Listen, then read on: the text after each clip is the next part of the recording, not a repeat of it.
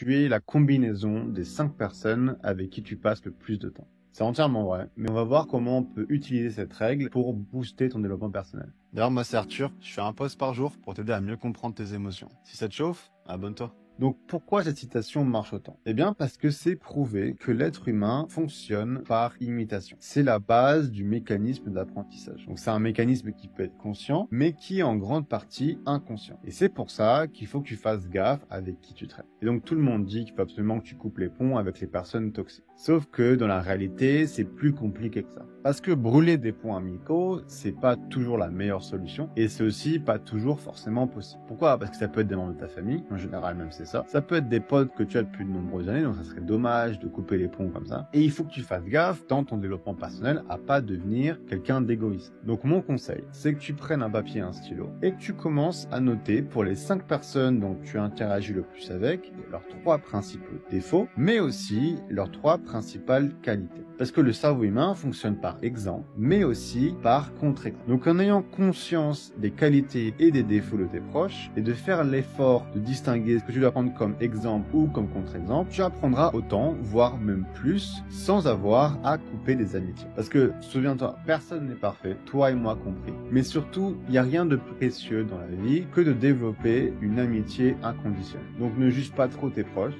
mais vois ce que tu peux apprendre d'eux en bien ou en mal.